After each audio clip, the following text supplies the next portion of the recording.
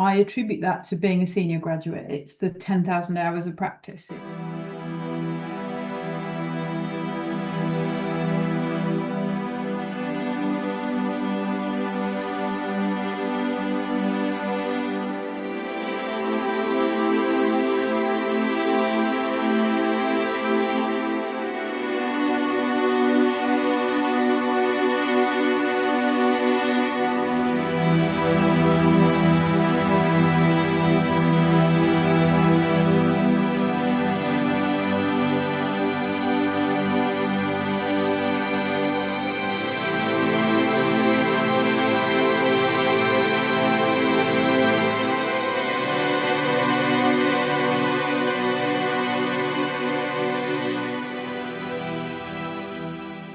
So, hi everyone, this is Erkan Ali. I'm here with Simon Ekin, my partner in crime with Life After Landmark, and our very special guest Jackie Perkins.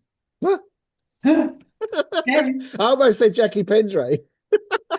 Well, how interesting that But it's interesting because it's JP either way. So it's like, Yeah. I was just saying before we started the call, I met Si, some of you will probably know that. I met Si on my Landmark forum, and I met Jackie in my advanced course. And we've known each other, the three of us, for coming on 30 years. And it's a real testimony to our personal journey within the Landmark curricula, our stand within the leadership bodies that we've been part of, and the fact that we've kept our friendship going this long after any formal agreement or any participation. So welcome to the show, Jackie. Simon, why don't we dive in? Jackie, why don't you say a little bit about yourself and get us going? That's a bit showy, but there you go. A little. I don't know if I can do a little. There's so much to it. So for those of you who don't know me, you know my name already, Jackie. I did the Landmark Forum in 1997. No, I lie, 1996. And because as Erkan just said, my advanced course was March 97, and then the SELP followed, ILP followed in September, and I didn't make the measures for the leadership program, which was probably the universe saying that wasn't my path. I joined the TMLP program.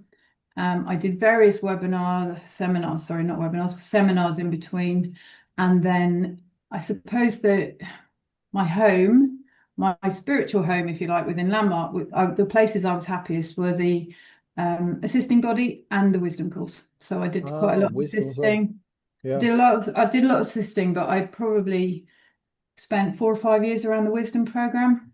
Jackie, just thinking back, did we do SCLP together as well? And then we were on the ILP together? I think we must have, because I tolerated you for a lot longer than I needed to. Either that or we re-met on the ILP, because we definitely did the ILP together. Yeah, and that's where Si and I went out of sync, and I think he came to ILP at a later date. So you know what? I mean, this is a question that we've been kind of asking. But what was life like before Landmark Forum, and how do you demarcate the next? You know, like the participating in, let's say, the forum itself, and then how life shifted. Can I just slightly tweak that? I think it might be more efficient. Like before, during, after. Like, what was your life like before? What did you see about yourself predominantly in the Landmark Forum, and then how has that impacted your life going forward? Take a brief from there, or from there, Ken. Fine. Well, I'll start by start again. What was my life like before I did the Landmark Forum? During and after type of conversation is quite an interesting one, because for a lot of people, and probably a lot of people watching this will relate to it, the Landmark Forum was their first experience of any kind of personal development transformation training. That was not the truth for me. And so I always struggled with that insistence that this is the source of everything, because no, it's not for me. That's not where the door opened. Obviously, it was a huge door, but it wasn't where the door opened for me.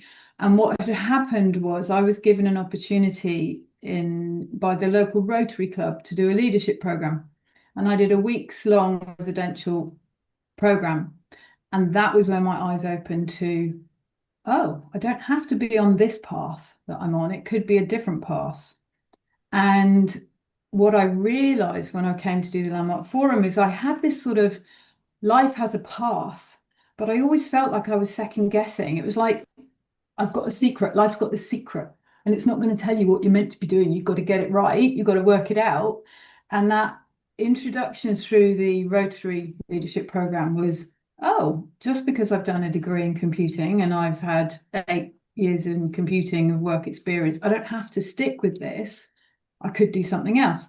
And I went back to my company and said, you were talking to me about whether I wanted to change jobs and try the sales force. And I said, no, I was happy in IT. I said, well, yes, I am happy in IT, but actually I also would fancy a change. And it was moving into that job in the sales force where I met the person who introduced me to the forum. So it was absolutely a critical pathway, because it may well have crossed my path at some later date, but without that, in that timing frame, in the way that it happened. And because I was then in the sales force, I was away from the office a lot. I was away from the influence of people.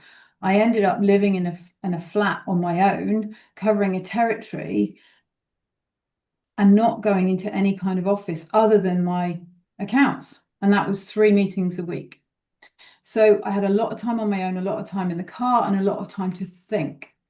And when I was invited to the introduction where I decided to register, the thing that came up for me was, oh, I keep getting promised this training by my company. There was a management training scheme, and they said, oh, you'll be on that, Jackie. You're a first class graduate. We like you. You're the right kind of person. And every year I got replaced. It wasn't like I had a place reserved, but every year they go, well, you would have, but actually this person needs it more. Actually, this person is already in position and needs it now. So I couldn't complain. I absolutely couldn't complain about them getting the places, but I was led to believe I would be given a place. And 3 years into my employment, I wasn't. So the realization came was that I needed to take responsibility for my own development. And I think that's where I started to realize that the path wasn't necessarily prescriptive. It wasn't pre-laid out. I could actually cause the path to change. So I sat there in the introduction room, and I remember so clearly people talking about their relationship with their dad changing, their relationship with their mum changing, the relationship with their siblings, their friends. And I'm like, oh, I thought I was here to find out how to do different things at work. Okay. So I then started reconciling, do I make this decision to part with my hard-earned cash? And I realized that I had never invested in something that wasn't tangible. I had never, I've got a mouse, I've got a mug, I've got a cup, I've got a table. I was bought something. And here I was paying for something that might just disappear into the ether and have no value. The risk, I realized, was the money. I might lose the money, fine. And I might lose 3 days of my time and an evening. I might get nothing from it. And that was where the cost benefit purchase decision sat with me, actually. I had to go, am I willing to risk that for all these possible gains? And I also realized in that introduction room that, well, I come for work benefits. I was coming for breakthroughs around my working relationship and my performance at work. But hey, wouldn't it be great if I got a bonus for my family as well? And in the context of that, I also knew instinctively that I was doing this for my family. It was very weird. It was very intuitive, and it was very, what's the word, base? It was a right stomach gut reaction. Actually, I was doing this for my family. What I didn't realize was I was doing it for the family that was yet to come. Because those distinctions, my children were 10 years after I did the Landmark Forum. But by God, have I lent into those distinctions and the support and the friendship to help me through the challenges of being a parent, and the challenges of parenting teenagers, and the challenges of being a working mother, and all the different things that come along. So I sat there in that introduction room. That was my realization. And then I came through the Landmark Forum, and yeah, the forum was big. And I think the advanced course was the bigger one, because when I stood up to share my possibility, and I think David Sherman said this in his, it just came out of nowhere. And for the first time ever, I let go of all that concern of what people thought about me. Should I put my hand up first? Should I put my hand up last? I mustn't be this, I mustn't be that, I must do this, I must do that, and I just let it go. We had Janendra, do you remember? He was a magical person. He kept talking all this weird stuff about letting it go, letting it go. And then he'd demonstrate it because he'd pick up a pencil and he'd go, look, it's easy, just let it go. And I'm like, but how do you do this bit? With emotions, how do you do this bit? Yeah. Anyway, so I just sat there and I thought, I'm going to trust it will come to me. And somewhere partway through, I got out of my seat, I walked up to the front of the room and I said, I am the possibility of creating possibility through inspirational leadership. And I went and sat down. And that is who I am. And that is who I am. And I sat down and I thought, I've got to write that down before I forget it. I have never forgotten it. And it still is me. The truth that comes out of nothing, in terms of when you're in that space of nothing, is profound. And I've made many different variations of that statement through careers coaching, through repeating the advanced course, through other programs and things that I've done. But they always are. It's almost like they're all just different perspectives on the same core. That one is still true for me and really, really powerful. That's really fantastic. What a great opening to this conversation. But I just want to rewind back to something that just piqued my interest early on in what you just said, is this idea of taking responsibility for your own development. Because that's the thing I think that a lot of people don't actually, they go and do a course, they within the mainstream education curriculum, it's like there is what there is to do next, and you just go and do that, and you do your degree and you do your professional qualification, you become a solicitor or you become a engineer. It's just like it's set out for you.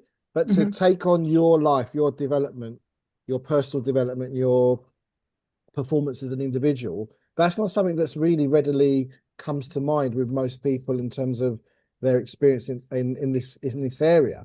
And that's quite a mic drop moment, I'd say, that you kind of got that.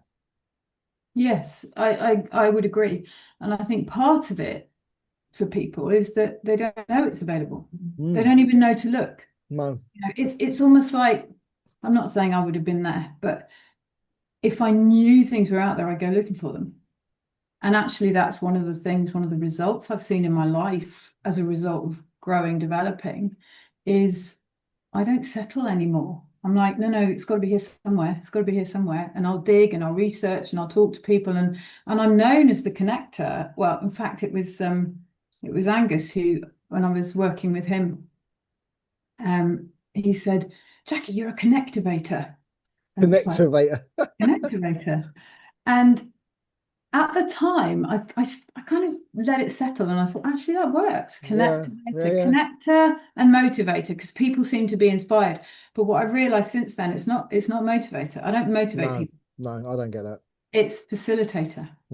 I facilitate conversations. I open up perspectives. I challenge gently questioning to open up perspectives, and it somehow engages people. And through lockdown, I did a big project with House of Colour where I literally just had an open call, and I facilitated an open call for people to come in on Zoom and talk to each other and support each other. And because you can imagine where we are, a company that is 100% working from home, and in the UK, we had to shut our doors. There was fear of income, there was fear, and then there was fear when we opened up again. I'm letting people back into my home. Well, actually, I just something dawned on me, Si. I don't know if it's dawned on you yet doing these calls, but the late 90s was a very different world to the one we live in now. So where we're saying we didn't know that these things existed, I mean, for my personal journey, I was doing Gestalt at 13, 14. I was in that world for quite a long time. So my thing before I did the Landmark Forum was I know it all already, which isn't that different to how I am now. Sorry. I'm sure that was there before you were 13. Anyway. Yeah. So I already know it all. And I think I was quite awake as a child. I was asking all the questions. But the late 90s, there wasn't an internet. There wasn't social media. There wasn't, I think we had like 3-4 channels on the TV. It was a very different world. So if someone didn't go, Erkan, if you want to do the Landmark Forum, what's that about? Oh, it's about your life. Well, I know all that stuff. I've done it. Or, why would I do that for? So it's a very different world we were living. I mean, this is pre 9/11. This is pre kind of the world full of terrorism, new world order, this globalistic kind of agenda. I think it was a time of innocence. We were only 7 years out of the 80s, in 97, 96, when we were having these conversations. And it's just, for me, just dawned on me what a different world. And who knows, with AI and post-COVID era and social media, and Yeah, what's it ahead. is. But I would say that it's also it was coming, because if you take my journey with House of Colour, and that's a whole other story. Hopefully we'll get a chance to cover it. Do you want to just say what House of Colour is? Because I'm sure people Oh, think, sorry, but yeah. So do you sell House of, paint? House of Colour is a business. It's a franchise organization, and it is in the business of empowering people to look and feel their best. And in simple terms, it could be the clothes I'm wearing, the hairstyles, the makeup, the styles, the colors, everything. But actually, it extends far beyond that, because it's about me and being self-expressed. And it's not about the clothes I'm wearing. It's about having the confidence to be me and to feel good in myself. And that's probably one of the critical things that I was missing pre Landmark Rotary in those days, is that confidence to be me. I was always looking out at other people. How should I do this? Oh, they're doing that. Maybe I need to be like this. Oh, they're doing that. Oh, maybe I need to be like this. Oh, I like this. And somebody goes, and I go, oh, I'm wrong. It was always me that was wrong in whatever context. And in that world that you're talking about, there's not as many opportunities. Whereas now the children are on the internet, they're searching and they're forming their own opinions. And whereas my own opinions were based on, I suppose, the upbringing, the exposure I'd had, the groups I'd had, the friends I'd had, I was really, really lucky that my first major job when I left university was with a very forward-thinking company that had all this management training, because the culture and the values were in that business. And in fact, half a dozen people, at least in that business, went on to do the Landmark Forum, if not more. And a lot of those people have gone on to be very successful in their lives. Now, that's partly them, but we all recognize the opportunity of being in that environment was ahead of its game. And if you didn't hear about things back in those days, if somebody didn't put it in front of you, where would you go? A lot of people talk about the joy of sitting on there and with I don't know, grandparents who had the Encyclopedia Britannica, because that's the kind of thing you had to do back in the. It was slightly different, and for me, it was genuinely about seeing, oh, it's my life, like taking responsibility. It was a little bit deeper than that. Is, oh, it's my life. Oh, I get to say, oh, because actually, growing up as a child, you kind of had to do what your parents told you, and unless you were willing to be rebellious, which girls tend not to be as rebellious as the boys. And that's a known thing. It's not exclusively boy girl gender mix, but it's more like that. And I was brought up in a fabulous community, but it was farming in Cornwall. It was small, and my dad was broad-minded for a Cornish farmer. My mum wasn't Cornish, so we had that breadth that came from that family, but at the same time, still quite conservative with a small c, still appropriate and generous and kind and out there in the community. Would you also mean, like, being down in Cornwall back in the 90s and earlier? It's probably very English, very white. I mean, I would say farming is kind of middle class. You probably went to a good school. You mind your F's and P's and your Q's. I wouldn't say that about. I would stop you there. I wouldn't say that about farming. No? Yes, there are there are farmers that are big farmers and wealthy, but actually farming is a really hard life. That my dad had the wisdom to see farming with his father was going to be a better way of building a bigger business, more successful, but also giving them a chance to have a life. A lot of farmers, when they're on their own, they can never leave the business. They can't leave the site for more than a day because the animals need feeding, little things like that. It's a whole. But given all the attack that's been, I call it attack, onslaught onto farming in the last, 3 or 4 years, 5 years, it's kind of, you can see farming as the very fabric of the nation, because farmers have land, and land covers is what makes it, that land outline is the country.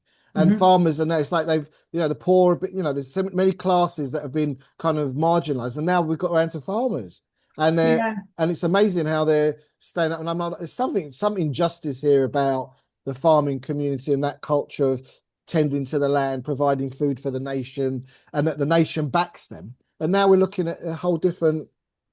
Well, I think that's a whole section in its own right. And if you want to interview my sister, you're more than welcome. She's a graduate.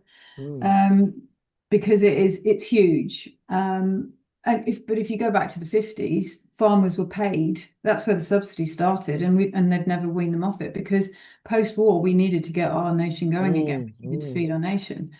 But it's a whole other story. I think the insight is more about the thesis that I did when I was at university, which looked at computing in agriculture. I brought the two parts of my life together, and what I realized was that a management generation in, let's say, manufacturing business, which was my kind of comparison study, could be 2 or 3 years. Like, if we worked in a business together, we brought in all the cross-fertilization of ideas from our previous experiences, and then there's other managers in the group. Whereas on a farm, if we were 3 generations on a farm, there's 100 years between us, and that's it, 3 generations.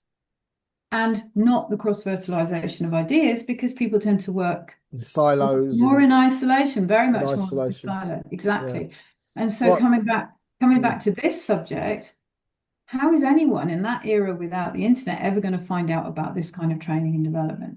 If it's not in the paper, if a journalist hasn't picked it up to say, have a look. And also, go on, sorry, go on. I'm just trying to. I'm wanting to contribute because I'm feeling like a bit of a cardboard cutout, but that's not anyone's fault or mine. I'm just been really enjoying witnessing the conversation, energy between you.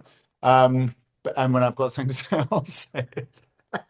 Well, this is the thing with two interviewers and one guest. It kind of like we're working it out, guys. We're working out the balance. Hey, shut up, Erkan. We love you, but shut up. Bottle of beer. I mean, I think it's interesting how much consciousness I bring to these conversations, and just imagining other members of the audience, and particularly around, graduates, and there'll be non-graduates who hear this, and so on and so forth. It felt like that conversation was going down a little bit of a not a good piece or a bad, but a little bit down a tunnel. But the segue into it was how does anyone hear about this? And it's the kind of, the word of mouth thing that I think Landmark did so well until it didn't do it so well. I mean, I think they have, this is not about, as we've said, this is not about advocating for Landmark or dissing Landmark. It's just basically saying we all went through this process, and we had extraordinary experiences from it. And we were presented with it, and then we did the work. Often I think sometimes I maybe attribute too much to Landmark, and other people do as well. But actually, I did the work. I personally, I moved country. I had the conversation with my dad, blah blah blah blah, and I'm hugely grateful for what I was given. But that piece about the word of mouth in those days, and I think word of mouth, I mean, it's been probably the primary marketing force since biblical times, and probably will be into the future. Yeah. I mean, what was the point of inception for you, Jackie, that you heard about Landmark? Like, what was that exact moment? Can you remember? No, I can't. I know who. It was the person who held the role of manager for the training team. And so she came and spent 2 or 3 days with me when I started this. Sorry, not the training team, the sales team. She had the training role. And when I joined the team, she came and actually spent a couple of days with me to show me the ropes and show me the paperwork and show me the system and all of that. And so in those 2 or 3 days, you talk, you have coffee, you change subjects, and I don't remember the point. However, I do remember starting to go, shall I, shan't I, shall I, shan't I? And I think it was probably just before I went to an introduction. We had a training course within the team. And she came over to me and she said, oh, the 2 people leading the course are the people who introduced me to the Landmark Forum. Why don't you ask them what they got from it? And this point I do remember. So I'm there going, oh, how much is it worth it? I'm going to get, all these possible breakthroughs around business or work or development. It's like the in the I don't know area. What am I after? I feel like there's something there, but what am I actually going to get? And so I went up, and it was a couple leading this training program. And I asked her, and she gave me an answer, which was great, but maybe it took a sentence or two. And I asked him exactly the same question. He just said, I got to sleep at night. Full stop. Oh, massive. Pause. I didn't even know I wasn't sleeping well at night. But if you ask me, I would have told you that, if I can't sleep, I just get on the phone at 3 in the morning and phone my aunt in America, because when I was 18, I lived with her for a year. So I've got a great relationship, and I know that at 3 o'clock in the morning, my time, she'll be awake. Actually, it was the end of her day. It was nice for her to speak to me. So for a period of time, she regularly got calls from me at 3 o'clock in the morning. And I didn't think anything of it, because what I was doing, I think what some people do with the anxiety when they can't sleep is it spirals, and then they wound themselves up. Whereas what I was doing was going, oh, right, I'm not going to sleep. What am I going to do? Get up, do the washing up, oh, I'll phone a friend. Where do I know someone who's awake? Oh, my aunt in America, in Canada. So that answer, that I got to sleep at night, was profound, because actually you can't put a price on that. £275 or whatever it was in my day, 3.5 days of my time, a lifetime of being able to sleep at night. Right, okay. 275,000. Yes, exactly. So that was those. It wasn't so much the moment I heard about the course, but it was that moment was when I thought, I can't second guess this investment, because it was an investment. I was parting with hard-earned money. I was having to rearrange my schedule, take a day's holiday, but it was that simplicity. And also in that moment, he showed me something I didn't know about myself. So what's really interesting about that, and because I was reflecting, Erkan, these stories I think always bear repeating. My moment of kind of inception, or it makes me sleep at night, was a very dear friend of mine called Susie, and I'd met her when I was 16, cycling to Scotland, and I met her in a youth hostel. And then she'd had a horrible incident in New York, where she was sexually assaulted, and she went really downhill. And then one day I got a call from her, and I didn't recognize who I was speaking to. And of course, it was the forum. And she said, "Come along." And then when I went along, the first person, it was her advanced course. I think it was her advanced course. And Alan Kleinhans. Do you know Alan, Jackie? Oh, you don't? Oh, that's so funny. I just assumed that you would. And Alan Kleinhans is a South African guy. He's on our group. Amazing, beautiful guy. And he was the first to get up to speak when David Ure said, "Okay, let's hear." And he got up, and he was really struggling emotionally, and like clearly on the verge of tears. And David said, "Just take your time." And he started speaking, and he still told the story about him being in the South African Defense Force in Angola and Namibia, and really horrible things, and his experience of his life. I won't say it all, but it went into very vivid detail. But he cried, and then I just saw this kind of like transformation. I went, holy shit. First of all, I've never seen a man cry like that. That was extraordinary. And then to see him just giving himself freedom to drop in and feel and be witness and then come out of it, I was like, where the flip do I sign for this gig, Yeah, I don't think I was quite like that, because I'm more cautious, and if people saw me starting to laugh in the middle of that, the sensitive part of your sharing there, actually it was the laugh of recognition that he was sharing for you and your background with South Africa and the forces, and it's like, absolutely. It happens. How does that happen? The one you need to hear is the one that goes up.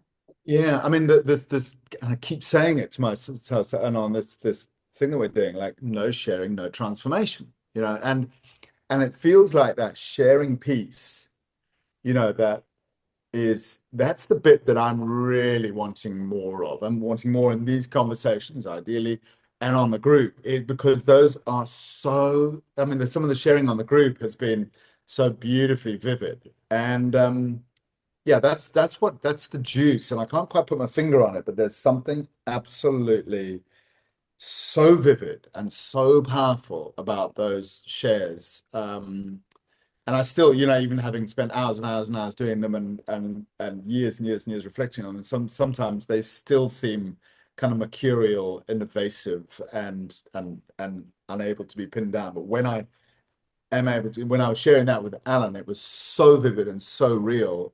It completely turned my life inside out, And I think that still goes on. I shared the other day on the group. It wasn't really much for me, but I just shared how I noticed when my daughter got back from South Korea, and she didn't really want to see me. She might have space for me next weekend, and I was like, oh God, that's ouch, ouch. And then people on the group saying, "Yeah, welcome to this. This is Welcome. what life. This is life with children." Okay, yeah, I get it. But having the courage or the awareness or something just to be able to share that, it speaks into vulnerability and courage. I mean, I think those two words particularly. Sharing is an interesting one, if I can pick up on that, because if you met me back then, you would have said that I was probably quite confident and I would chat and share, but actually I wasn't. And, or should I say, is that for me to judge? I don't know. I didn't feel it. I would have said I was very, what's the word? Closed, but very wary, very, very, very cautious. I didn't dare.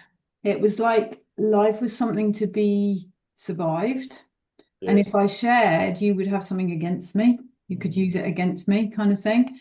And since then, I've worked if I could put one thing down to my work with Landmark, it's the number and the variety of people I've met. There's no way on this earth I would have met you two, and all the other people and people who've never even done Landmark that I've met because of things I've done. I've taken the courage to go somewhere or do something or whatever. But one of these amazing people said to me, "Oh, I don't know what it is about you, Jackie. You're disarmingly open." And it's almost like me sharing, people find they share really personal stuff with me. And I think it's because I've given up that fear of what people think. And if you think it, you think it. It's your problem, not mine. And there's probably a risk in that I've often overshared. I could learn to shut up a bit more, but to be able to not even have that fear of, should I say it? Shouldn't I say it? Should I say it? How much should I say it? Should I do it? And what I realized I had built for myself was a world where, imagine I've got two parts of my life, and a world where I'd share this bit a lot. I'd be happy and I'd be jolly but you would never know this bit. This bit was absolutely locked down. And there are bits in this bit of my life that I'm not going to share openly and broadcast over the headlines.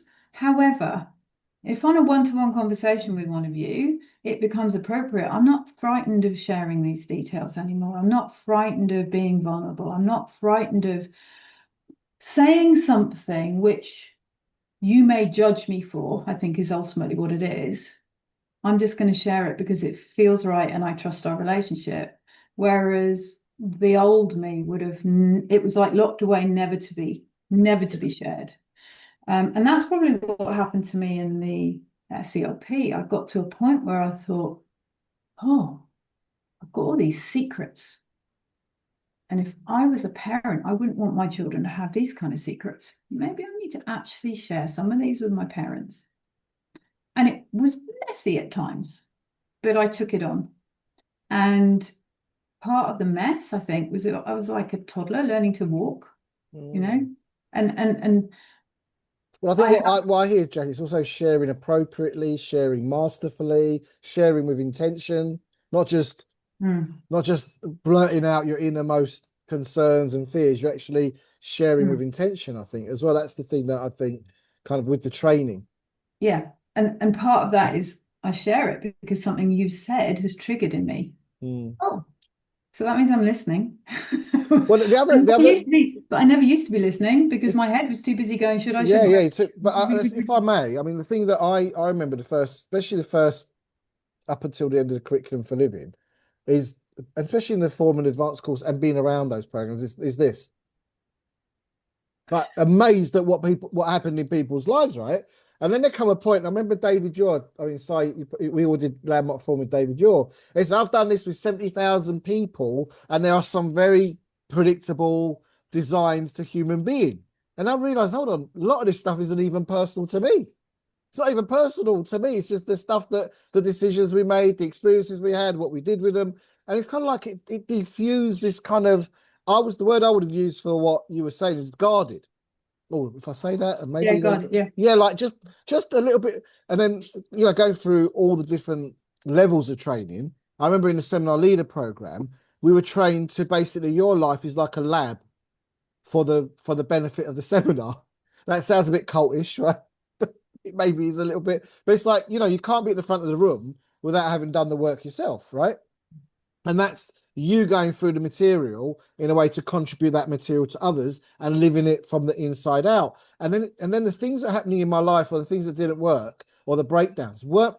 There was like a, I don't know what word I'd say. It's like I wasn't afraid that this was such a private thing that nobody else had been through, because what I realized is everybody's been through everything at a level.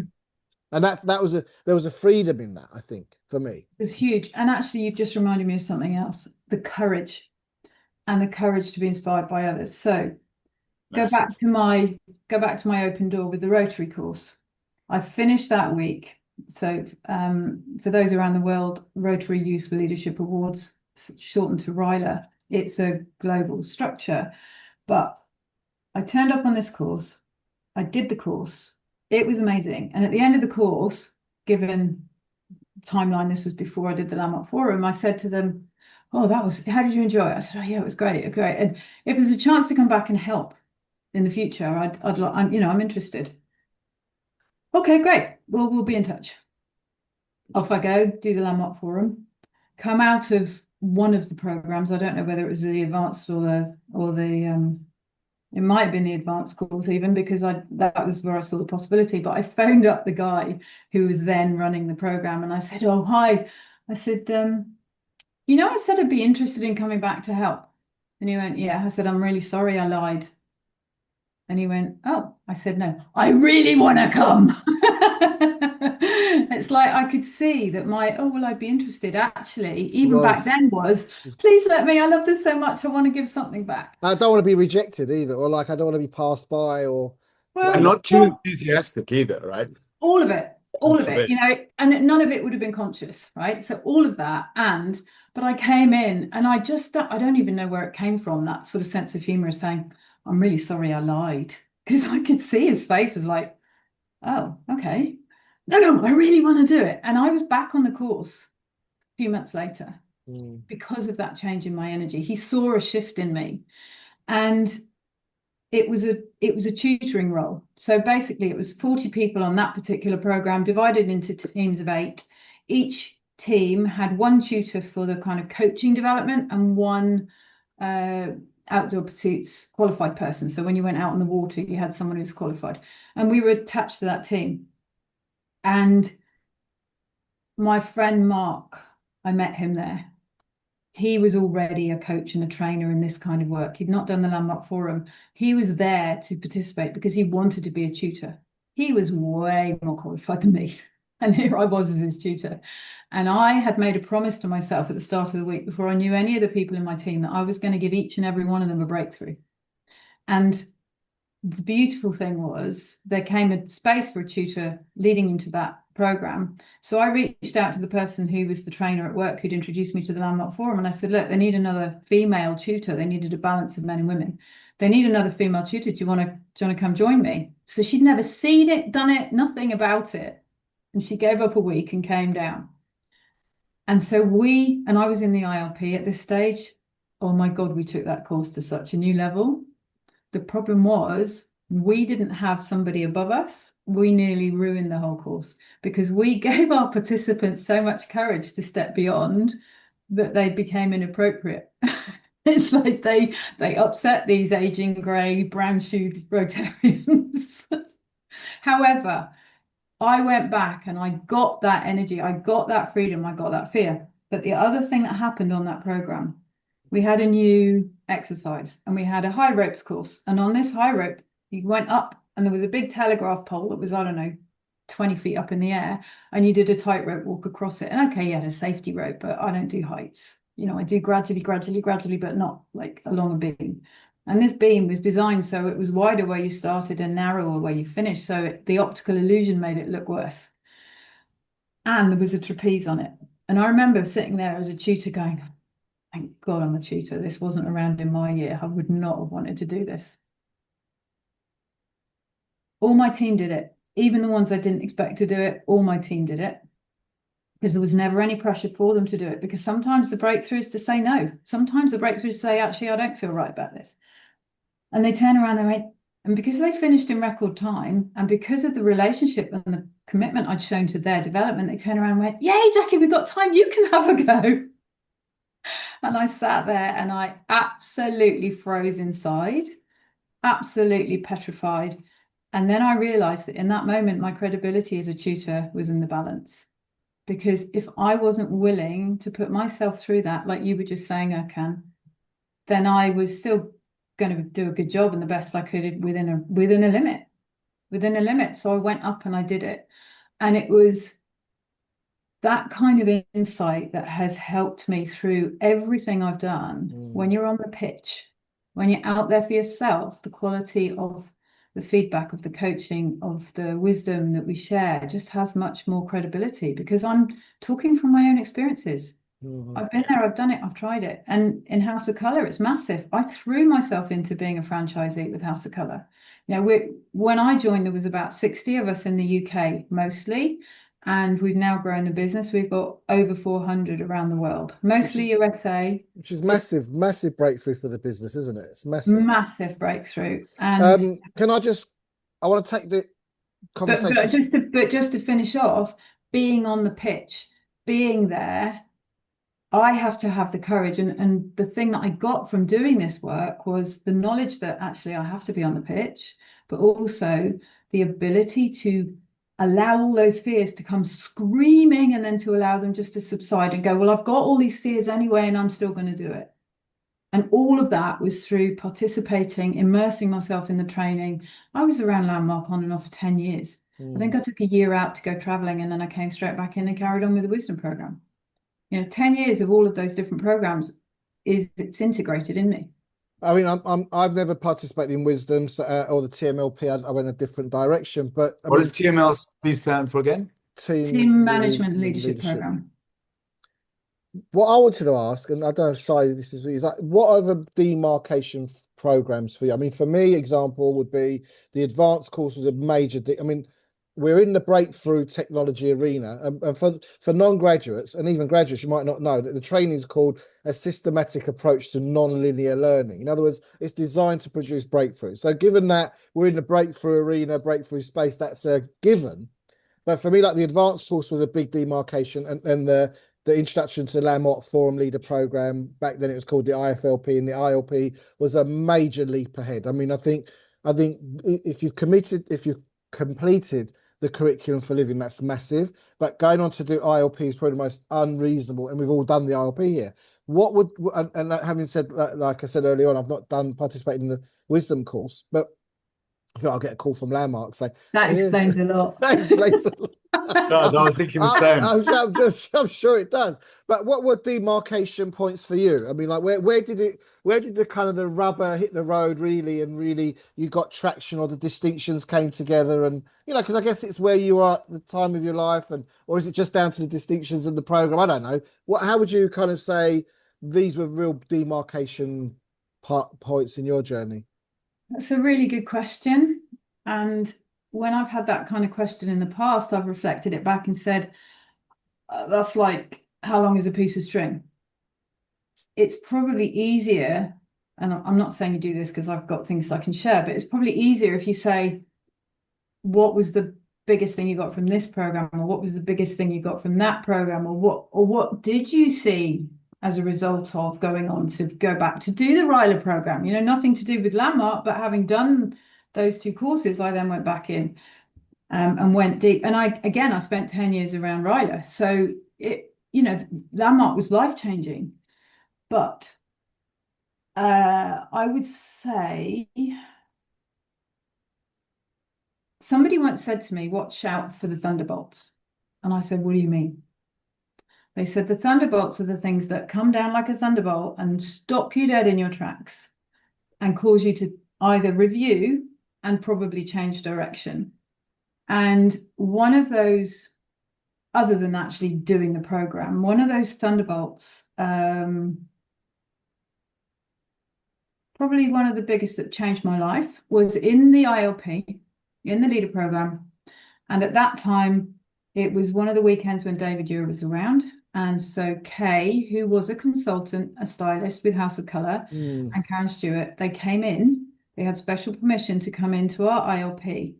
Now, I don't know if they did it anywhere else in the world, but they got permission in the UK. And thankfully they did, because it changed my life. This was not the first time I'd seen colour and style.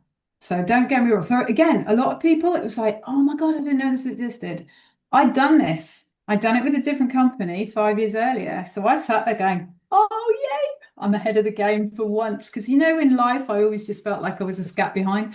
Here I was going, yeah. And people going, wow, this is amazing. I know, isn't it? Isn't it? Do it. The context of the conversation was powerful, because they basically said, we're training you in this program to be a leader at the front of the room, but it doesn't matter where you go in life. We're training you to be a leader. The vehicle through which we're doing is an introduction to the forum leader. If you're a leader, where do you want people's attention? I'm like, and they said, so imagine you're on stage. Do you want people's attention on you and what you're saying? Duh, obviously. Or on your clothes? They're distracted by the tie that's too loud. In those days, everybody wore ties. The shirt that's too loud, the socks that are kind of bright pink. Or the misfitting suit, or the misfitting. Or the other way. Yeah. So do you want people's attention? So I saw it like a continuum. Do you want people's attention on your clothes, i.e. they're distracted by you, but they're fascinated in terms of like it, don't like it, all that? Or you haven't even held their attention, and they're looking out the window and they're wondering when it's going to be over, and they're wondering what they're going to have for tea or what they're going to go on and do next. Or coming back to the center, do you want their attention on you so that they get the value of what you've got to share? It's not about me, it's about the value. I'm here on stage for a reason. I've got value to share. And that was the point where I went, oh, wow. And because I'd already had an experience of color and style, I'd invested in that in myself previously, it just clicked. But the interesting point for me was that people came back and they said, hey, Jackie, why don't you do it? I'm going, yeah, I've done it. Yeah, but Jackie, why don't you do it? I'm going, yeah, I've done it. But Jackie, why don't you do it? And inside I'm screaming, can't you tell I've already done it? Well, of course they couldn't, because they did it wrong. And so for me, the turning point was when one of her friends on the ILP, I forget her name, she came up to me, she said, Jackie, everybody else has gone and I want to go with a friend, and will you come with me? Okay. I thought, okay, let's go. I'm curious now, because what happened was people were walking back in. They'd go off to see one of the consultants, whether it was Carolyn Miller, the founder of the technology, or whether it was Kay or someone else. They go off to House of Colour and they come back in on that next Friday classroom, and I literally wouldn't recognize them. Literally didn't recognize them. Their hair had changed, their clothes had changed. And we had, you might remember her, we had one woman on our program who was dressed in very autumnal, long hippie-like clothes and skirts with long hair, and she came in wearing a leather mini skirt and a tight fitting top, looking amazing, and short cropped hair that was now dark, gone back to natural color rather than dyed blonde. I didn't recognize her, and I remember thinking, okay, I know I've done this work and I know that it works, but I don't remember that kind of reaction, and I don't remember that kind of transformation. So when this girl said, will you come with me? I'm like, yeah. Actually, do you know what? My confidence is growing. I dealt with my look. Now my internal confidence is growing. Maybe it's time to revisit my look. Maybe this is how life grows up like a ladder. So I went along, never for a minute thinking that it could be done wrong. And I found out that actually my colors were different. My style was different. And in that moment, I realized there's training and there's training. Oh, so I missed something here. So your original My original consultation was done consultation wrong. was with a different company and they Okay, got me wrong. got But it. I'd invested in somebody that I trusted because they were the expert. And so when they said you need to wear these colors, I'm like, oh, okay. Off I go with my color wallet and I buy these colors. And I created a perfectly coordinating wardrobe, but it wasn't mine, it belonged to someone else. Mm, And so wow. consequently, people weren't really seeing me. I was smart. People in my office who knew who I was, they go, oh, you always look so smart, Jackie. But what I realized is I was never healthy. They weren't ever commenting on how I looked in terms of, well, you look healthy, you look well. After I did House of Color training and started incorporating that in my wardrobe, and for context, people need to know that I am now still the same sort of weight I was when I was 20, I haven't been, I'll put on weight, but it's 2 or 3 pounds or kilos, not 2 or 3 stone. My weight has always been, I'm lucky, quite stable. And I bump into people and they go, wow, you look amazing. Have you lost weight? I go, no. And they go, yeah, you have. You've lost, no, I haven't. Because wearing the right stuff, suddenly they saw me and all of that. So my life, going back to the question, my life-changing moment was introducing that image, that appearance, that how people look, as in, I'm a leader in my life, where do I want people's attention? And actually, I'm an introvert generally. Mm. I don't want attention on me, but I also want to be okay. So we now in our classes, when people take a consultation in House of Colour, one of the first questions you're asked is, how would you like to look? It might be stunning, it might be sexy, it might be professional, it might, whatever word is right for you. And I laugh because I say, I aspired to the heady heights of looking okay because I didn't feel I was. I didn't feel like I Yeah. knew what I was doing. So Well, it's a matter of where you're at and where you want to get to, why you think yeah, you want to yeah, get yeah. there. And I And mean, I never for a million years thought I was going to look elegant or stylish or cool or, yeah. so at the grand old age of 55 last year, I get stopped at the train station. We'd been waiting for this train. It was about 20 minutes late. And so you're milling around with the same people on the platform. And as we got on the train, this lady came up, she went, I'm really sorry. She said, I've been watching you while we've been waiting. I just want to say, you look really cool. I've So waited like 15, 25, 31, whatever. I've waited 40 years for somebody to tell me I look 40 cool. years, you finally got that validation. Yeah, but so that I, was a turning point. And in terms of where did that lead, it meant that when I came back from traveling, I realized that I'd left my last job because it wasn't right for me. I couldn't see beyond IT because that was all my training. And somebody said to me, but Jackie, the only thing you consistently talk about is color and style. Why don't you do that? I'm like, but I don't like clothes, I don't like makeup, I don't like fashion, and I don't like shopping. Where does this fit? And in the end, and this is a wisdom distinction, where's the knock? What's the knock? It was like the knock was so loud. I just went, I've got to get rid of this bloody knock. It's irritating. Sorry, excuse my French, but I've just got to get rid of this knock. And one of my close friends said, what are you doing that for? You're bigger than that. I said, I don't know why I'm doing it, but I know I've got to do it. And I know it's leading me somewhere. So I jumped in. I became successful really quickly because of all the landmark distinctions that I'd integrated. I went out there. I was able to build my business. I was courageous in places where I would have hidden. I took it on the whole new levels. And I wasn't confronted. When I had people, I had one client show up and she'd had boiling water poured over her as a baby. Now, she was scarred from, no, actually, it was about here, from here over her whole torso. So she could cover it. She could cover it with clothing. But boy, when you see somebody, because there's a point in the class where she might have been trying different clothes on when we get further down the line, confronted with that level of scarring in the past, I wouldn't have been able to handle it. But my training around landmark was not like it's empty and meaningless. That to someone who doesn't understand the distinctions, they might think that's kind of harsh and cruel, but just to be okay with it, to well, it's like not you make could you can be with I that. can be with it. Yeah, absolutely. And I, personally, I don't like tattoos. I don't like body piercings all over. I'm fascinated by them. I'm fascinated why people want them, and some of them are beautiful. But it's given me the courage to say, tell me about it, because I'm curious Mm. and not be confronted. And I remember going, Which is a very different posture to be confronted or in judgment of it, or don't yeah, want to go there. You just got the courage to go, tell me about your piercings, or ask those questions because you're yeah. in. And I was always curious, like, why would you do that? I didn't have the confidence to find the words to ask the question. And I've had some amazing conversations as a result. Mm, And I've Yeah. had clients who came and said, and I said to them, you know, one of them was very punky looking, and I said, I'm not that. Why did you come and see me? She said, because you got it right for you. I therefore trust you to get it right for me. mm. Thought that's pretty profound. I That's like that. congruency, isn't it?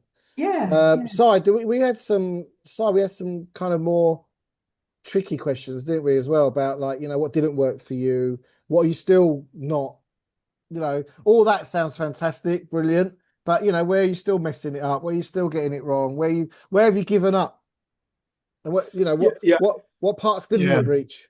Sorry, yeah. Charles. I do want to. I'm feeling like quite a strong pull to say this. I'm kind of interested in the immediacy of what our lives are like day to day now, 30 whatever years later.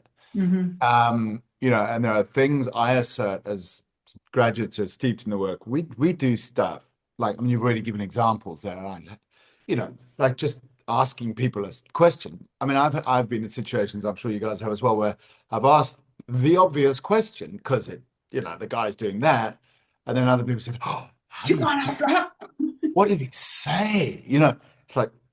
Mm. Like, I mean, again, that fish in Cyprus. We went on that long beach, Turtle Beach, Jackie. I don't know if you went Oh there when yeah, you were beautiful. Hmm. beautiful, and it was late at night, and these guys were fishing, and we walked away, and they caught some nice fish, some sea bass, about six of them, that size, and I and Erkan and I were chatting, and I said, "Why don't we just go and I'm work?" salivating.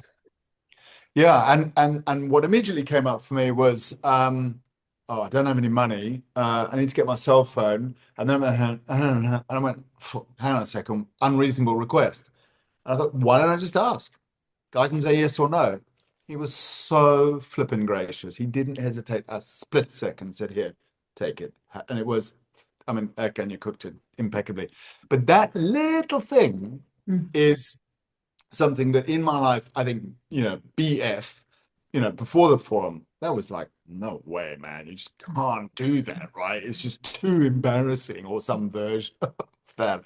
And I think that, I'm interested in, I mean, I don't know if you've got time, but like a question that pops into my mind today or in the last 24 hours, can you guys share something like vividly that like there's no way I would have done that had I not done the landmark forum? And for me, just because it's topical for me, I pulled up. I went to do a session today with a bunch of previously disadvantaged kids from very, very rough backgrounds on kind of storytelling and communication and public speaking. And I pulled into the barrier of where where the school was, and there was this guy, and I could tell he was just very vexed and troubled. And I said, "Hey, man, like, what's up?" And I was just that in itself, like just having a conversation with another human being without worrying about looking at my shoulder and who's behind me. What, like, fuck them, like right behind me. Like they can wait. Actually, I'm having a conversation with a human being here.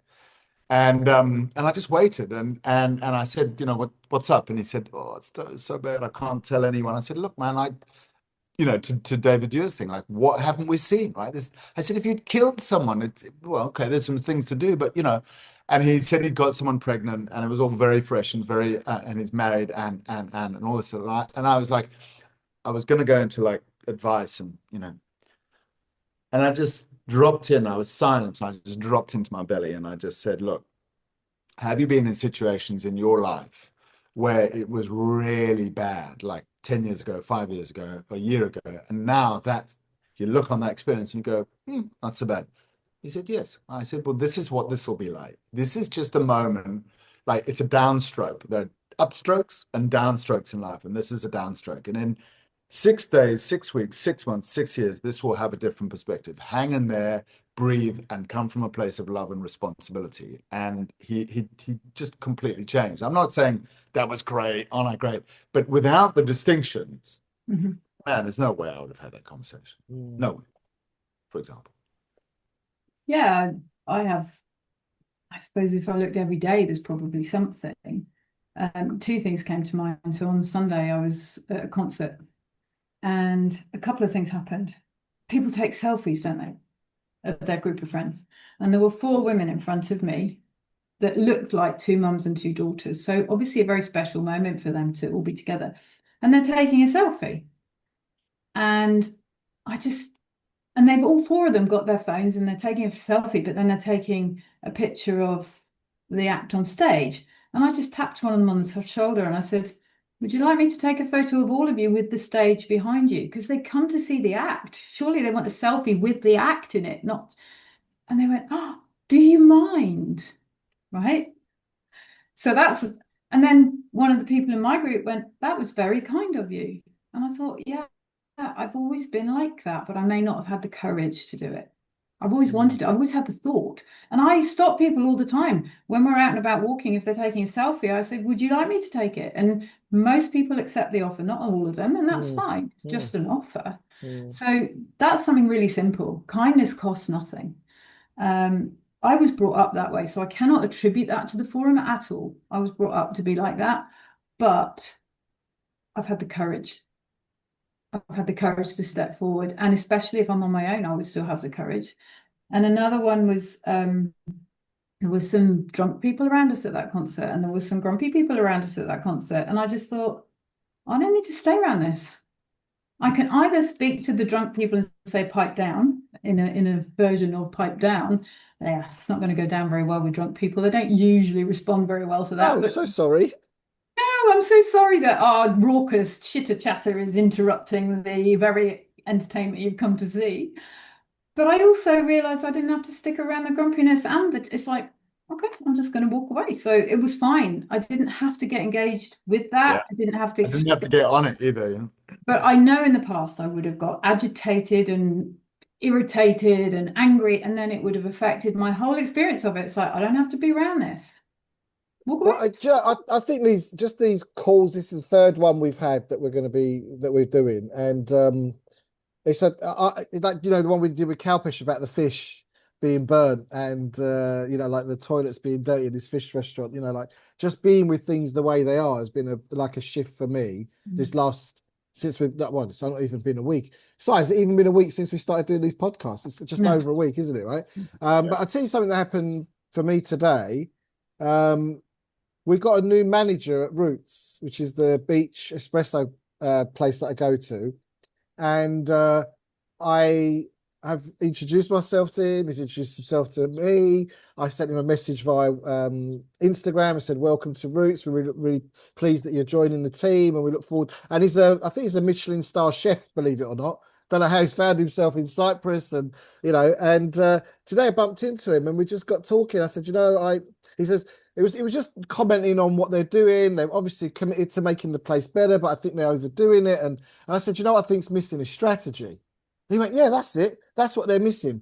Because I do the menu, but what's the business strategy? I said, well, that's what I do for a living, right? And he said, can we sit and talk soon? I'd like to sit and talk with you. I said, well, I'm already working with the company a little bit already, right? And it was like this ability to create opportunity almost anywhere. And I think my lifestyle now is I'm not out to be working all the time. I mean, obviously, both of you know me very well, and you've been in my life, and you see how I live. But I do need to earn money, so I'm not independently wealthy. I still need an income, but I don't worry about where the next client's going to come from.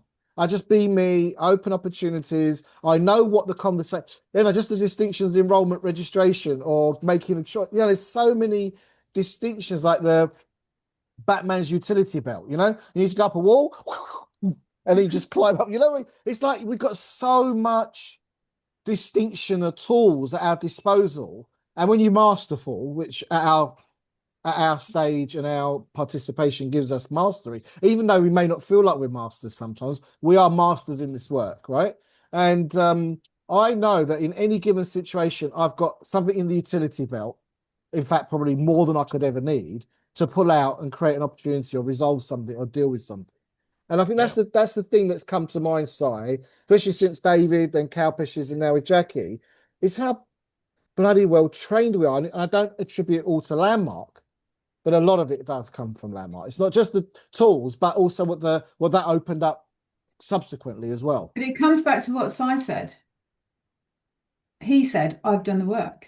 Yeah. Like they provided it, but actually it was me immersing myself in it. It was you immersing, we did different programs, we overlapped across paths sometimes, but it's that immersion and that practice. Why was I really good at my job in House of Colour? Because I immersed myself in it. And the biggest factor is you're committed to it. You want the result. Isn't that the biggest factor? It's like, imagine bringing someone to the gym and say you've got to use the equipment. You have, but that brings me back to something. You were talking and it connects. It's commitment without the attachment. Well, that comes. And that's the bit, but no, that's the bit that I would not have got, because once I'm committed, I've got to make it work. There's no freedom. In fact, I was talking to somebody, not a Landmark graduate recently, about marriage, and their fear was that the marriage was this was going to be the thing that broke the marriage. And I said, I choose it every day. Every day I choose to be married. And I know that the me of old, once you're married, that's it, done. Prior to, in fact, that was one of the things that got me into the forum, really, is that up to that point, I'd been engaged twice. And in simple terms, these two guys were making me feel the same way at the end of the relationships. I'm like, you made me, and oh, hang on a minute, they didn't know each other. Oh, maybe they colluded. Mate, I think they got together behind my back, because just say this, you'll get really wound up. I'm the common factor. Yeah. Oh, maybe there's something I'm doing here that doesn't excuse their behaviors necessarily, but there's something I'm doing that's either attracting that or allowing it, or the commitment was I would have had to stay because I've made this promise, I've got to stick with this. But that sounds more like your foot's nailed to the floor, as opposed to like what you just said, I choose it every day, which is a completely different posture. Yeah. Right, listen, we're getting very close. We've been going a while. Si, do we have a question for Jackie from the last guest? Cal Bishop, yeah, I want to just address the question you said, not to go into it. Please do it. Yeah. Where are we not? There's what's not working. Like, we don't have time to do that now. I think it's just, for me at least, that's just an ongoing quest of, just discovery and pushing through, and, having, coaches support people like this community, like we always have had over the years. But, Landmark is, it ain't a cure-all, that's for sure, because we've got to do the work, and the work never stops, So, yes, I have a question for you from the last person, Jackie, and then if you can pass a question on, an intuitive one, to the next person. We don't know who that's going to be yet. So the question is, what are you willing to do to make the next level of your transformation possible?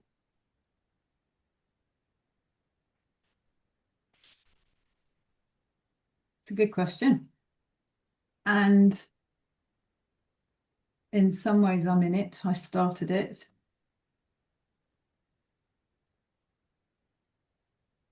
Start at the beginning. So if I consider I'm a graduate of 30 years in November, I could easily in life go, been there, done that, got the t-shirt, I'm good at this.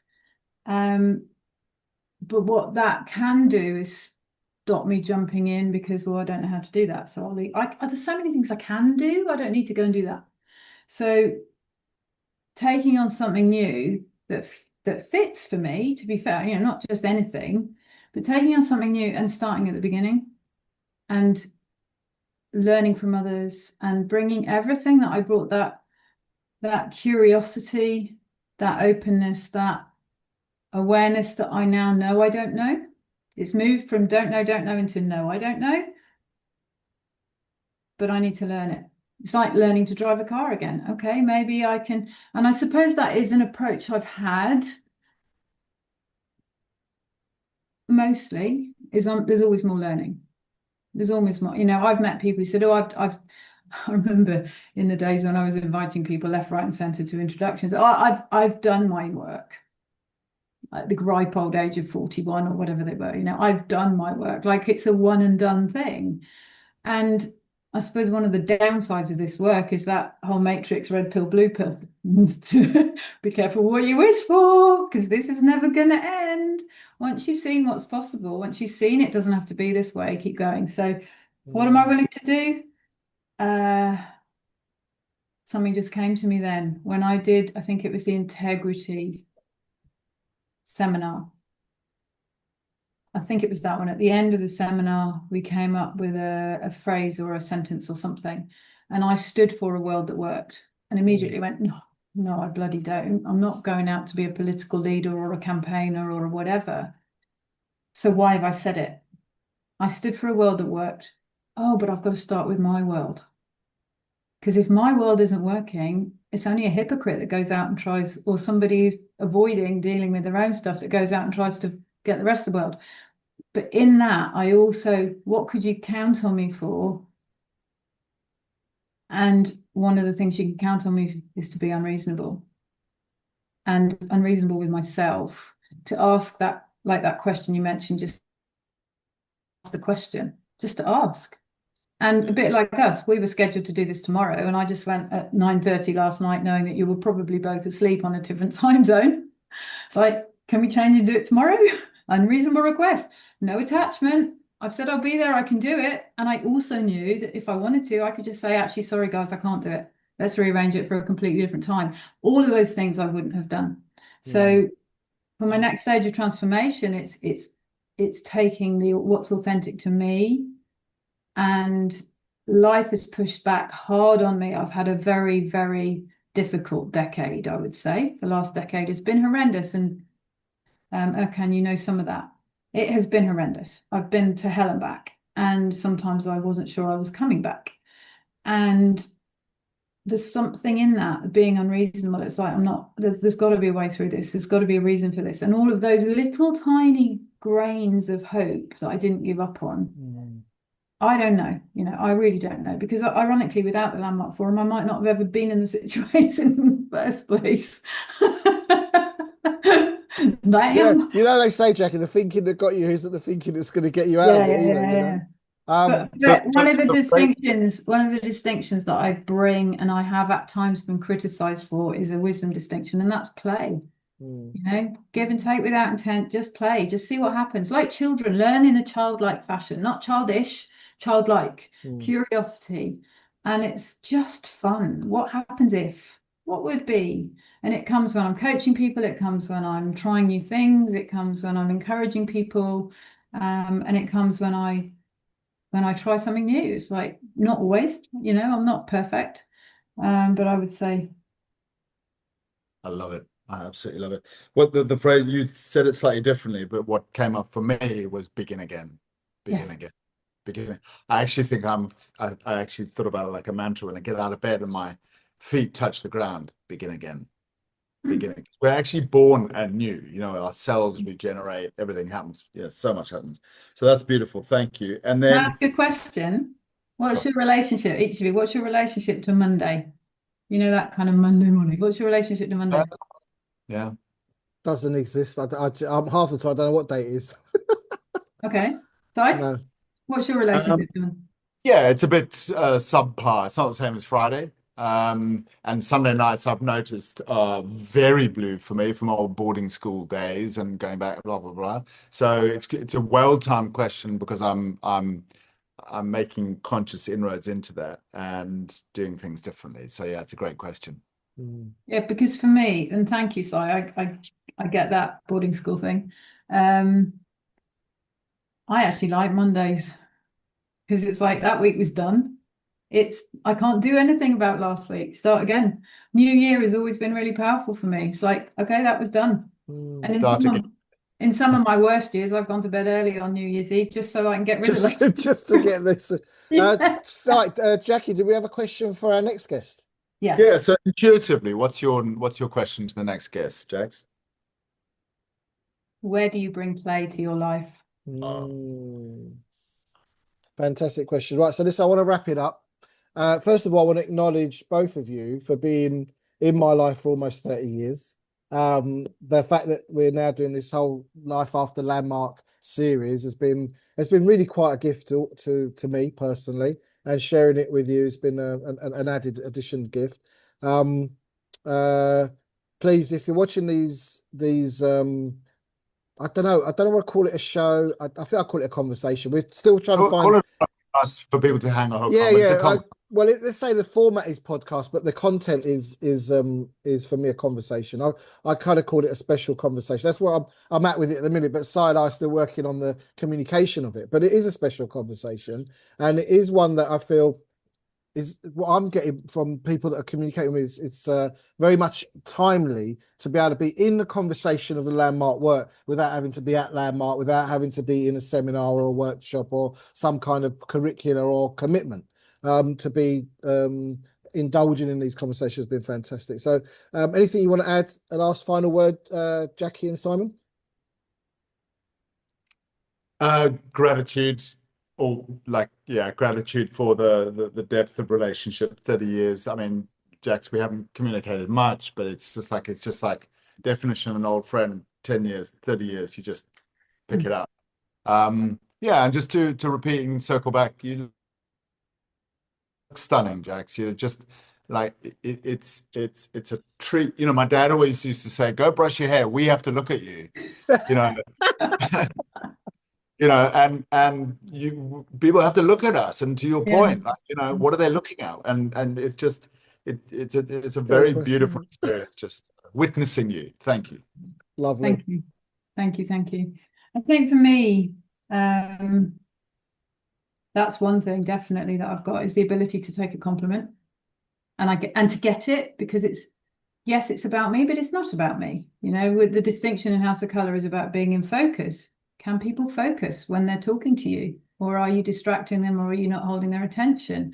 And there's a compliment and an acknowledgement in that I've done the work to get here. This didn't happen overnight. This is even this, you know, if you saw me 10 years ago, I look good, but I still keep growing and evolving. So thank you. But my closing comment that came while you were talking, Erkan, as well, was that the freedom. We're not in a seminar. We haven't committed to it. We don't have to do the homework. There's a freedom to be me. There's permission to be me, which comes from this. And you know, we didn't cover the negative stuff. There's not a lot of mileage and no cheese down that tunnel, but there were times it was brutal. You know, brutal. People say they love their landmark forum leader. Nope, not me. Never did. Won't say who it was. Didn't say who it was. Sorry, I missed that. What was that about forum leader? I missed that. Most people love their forum leader. I don't. You know, great, good at the job, fabulous. You know, but no hero worship here on my part, and there never was. Right, which is quite interesting. And maybe that's partly because I'd had a transformational experience before coming. You know, maybe that's part of it. But that freedom and the fact that something you said about 10 minutes ago, Si, it's a phase, this too shall pass. It's a chapter. And I was talking to somebody recently who's gone through major transformation and not all easy. It's what they wanted, but it's not always been easy. And everything that was coming out of their mouth on social media and in conversation was all about this whole thing. And I could see, I'm a futuristic person, I could see a possibility that they could be a stand for supporting other people through these hardships in the future. And so I challenged them. I said, is this what you'd like to do? Oh no, this is my journey. It's not, I'm going to get on with my stuff. Which is fair, you know, some people do, some people don't. And I said, then this is a chapter. This is not your story. This could be your story. You could make it your story.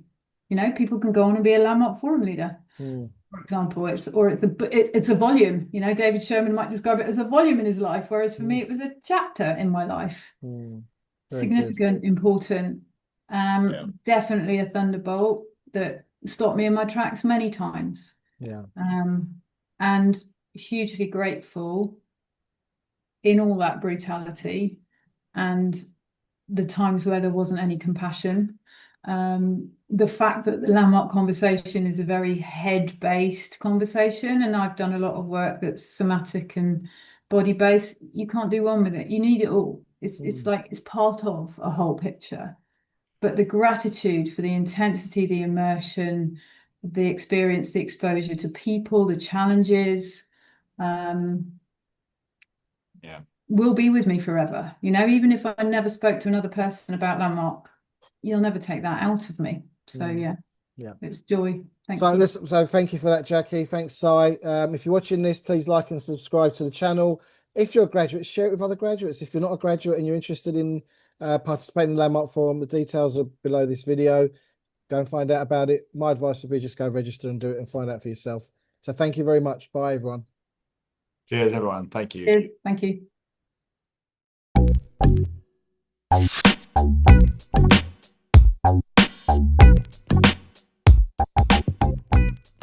Thanks, Jackie. Lovely to see you. And he's right. You do look great. Thank you, darlings. Mwah. Enjoy Wimbledon. Si, thank you. Great.